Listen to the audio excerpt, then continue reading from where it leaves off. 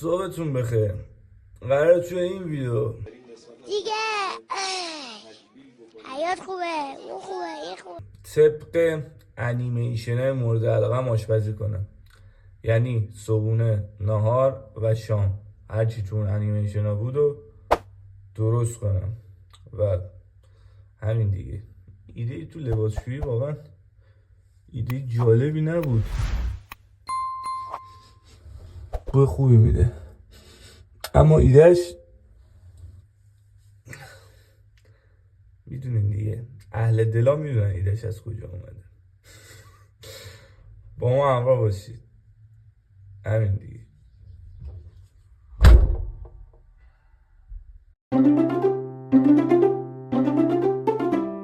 خب انیمیشن اول مری و مکسه. اگه اینو ندیدین حتما ببینین. یه انیمیشن دارک و خیلی باحال، مخاطب بزرگسالان هم هست. تو اون انیمیشن مکس همیشه ساندویچ معروف میخورد که ساندویچ شکلات بود. یعنی یه شکلات رو میذاشت لای ساندویچ و میخورد. و الان باید بریم سوپری که شکلات بگیریم و نون ساندویچی. امیدوارم داشته باشیم. شکلات رو گرفتیم اما نون ساندویچی نداشت. خب مهم نیست، با نون لواش براتون درست میکنم. خب شکلات ها که آماده است. نون میخوایم. خب اینم از نون. حتما برین انیمیشن رو نگاه کنیم. یه زندگی دارک و کثافتی داره مکس که یه سری اختلالات روانی هم داره که بعد با یه دختری آشنا میشه توسط نامه نگاری. یه بیشتر از این اسپویلش نمیکنم، ببینید و حالش رو ببرید. بعد حالا من گفتم واسه این که خفن ترش کنم اینم اینجا بذارم، اینجا، و بذارمش لای ساندویچ میکر، اسنک ساز بهش میگن. تا حالا از این استفاده نکردم، امیدوارم گن نزنم. این فقط میدونم این در باز میشه، این میره لاش بسته میشه. سرایی رو برم بیارم، یه سرایی دیگه بیارم. و حالا درود بر ادیسون. چرا داره دود میکنه؟ دودا رو داریم میبینی؟ اوه شیت.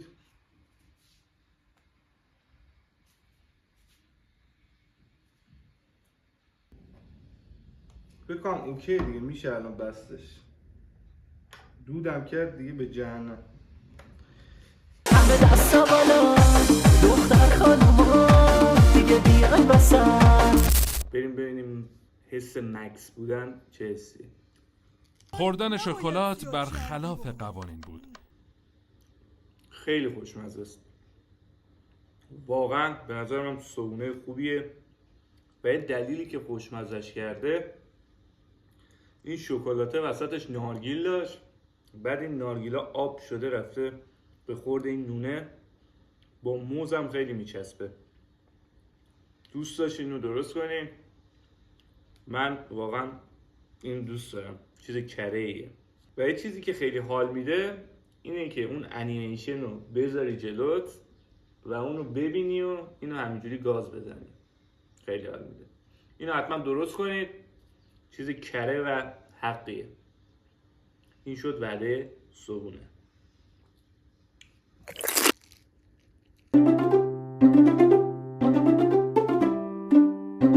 رسیدیم به بخش نهار و قرار راتاتویی درست کنیم. راتاتویی؟ چیزایی که لازم داریم. خب راتاتویی کلا یه غذا فرانسویه که تو کارتون موش سرآشپزم واسه اون کسی که غذا رو نقد میکرد اون موشه درست کرد و یارو هم خیلی خوشش اومد. حالا ما میخوایم درستش کنیم. من تا حالا اصلا درست نکردم، فقط تو یوتیوب دیدم، یک بار دیدمش. خب اول باید اینا رو خورد کنیم دیگه. بادمجونا رو به همون ترتیب حلقه به حلقه میکنیم.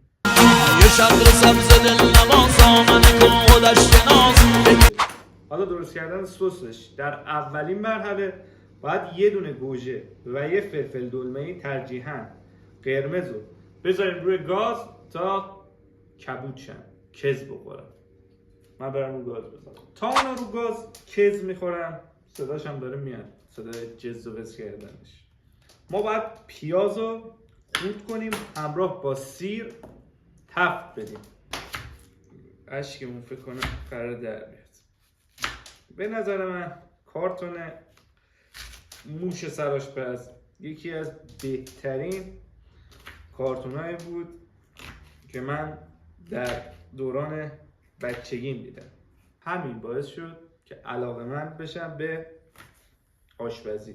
واقعا من آشپزی کردن دوست دارم، من دوستش دارم و دلیل این که اصلا تو خونه آشپزی نمی کنم اینه که مامانم همیشه میگه تو حالا درست آشپزی میکنی، دستپختت هم خوبه، از حق نکردی، ولی گم میزنی دیگه، به آشپزخونه گم میزنی، یعنی میای یه چیزی درست کنی 100 تا ظرف کثیف میکنی. به نظر من کاملا هم راست میگه و حق داره.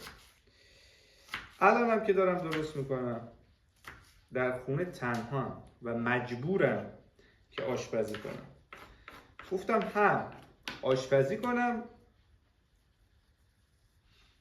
هم واسه شما ویدیو درست کنم.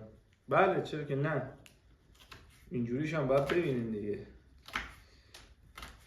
تنها تو خونه به جایی که 4 تا دافی بیاد رفت آمد کنم، غذایی برای من درست کنم، هیچ، خودمون باید آشپزی کنیم و ظرف بشوریم و اشک بریزیم. چشام سوخت. سراغ سیر. دوستان یه چیز دیگه هم که این غذا میخواست روغن زیتون بود که من یادم رفت بهتون بگم. من برم پیازا و سیرا رو با روغن زیتون تفت بدم، الان خدمتتون میگم. همینطور که میبینید گوجه و فلفل دلمه‌ایمون کربن خالص شدن.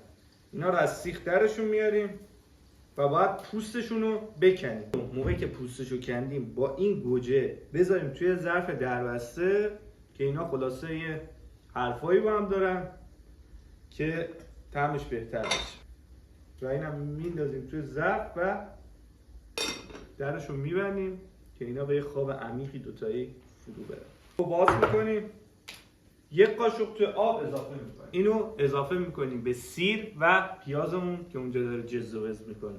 گوجه‌مون رو میندازیم توی پارچه مخلوط کن به اضافه فلفل دلمه‌ای و این میره داخل مخلوط کن همراه با مخلوط پیاز و سیر و ربمون. یه ذره توش آبیشن هم اضافه میکنیم. اینو من میکس کنم خدمتتون بیارم. سسمون آماده شد و میریزیم توی این کاسه. رسیدیم به بخش نهایی داستان. کف تابتون رو قشنگ باید یه جوری بکنید که کل سس بشینه بهش. نمیدونم از اصطلاح درستی استفاده کردم یا نه. میتونیم اوریب همینجوری حالت مارپیچ طور، یه دونه بادمجون، یه دونه کدو و یه دونه گوجه همینجوری صاف بذارید این بغل.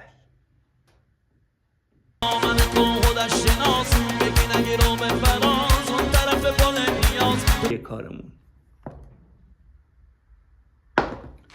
خب غذای ما راتاتوی آماده است. فقط یه نکته من بهتون بگم، اینکه 1.5 ساعت باید روی گاز با شعله خیلی کم باشه. اینم نمای کار. خیلی سعی کردم شبیه خود کارتون در بیاد و در اومد. حالا ببینیم طعمش چه جوریه.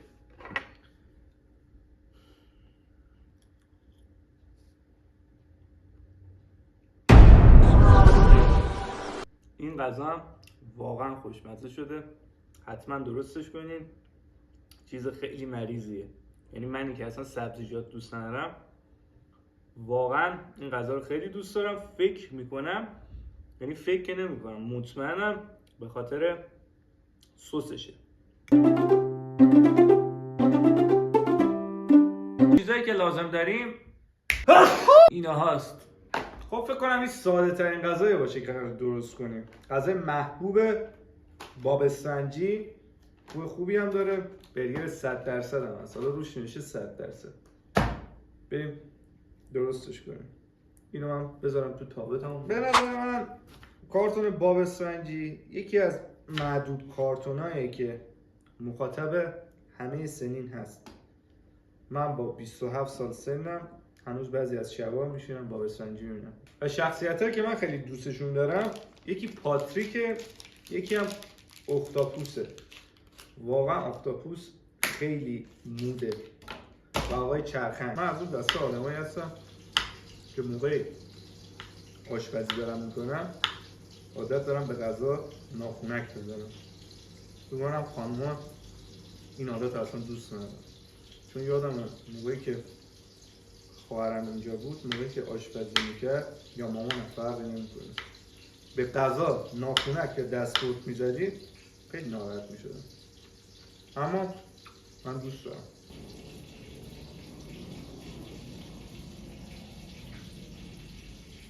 آب خوردن با دهن خوب نیست، ولی خب اگر اون سرخ شد، فقط نکته‌ای که از تا داغه اینو بذارید اینجا و پنیرتون رو بچسبونید روش که بافت همچی آب شده پنیرتون داشته باشه.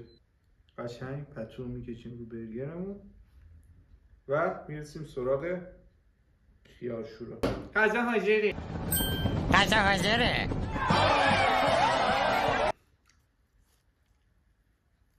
من عاشق همبرگر خرچنگی ام. برگرش بی‌نظیر شده واقعا. دلتون نخواد.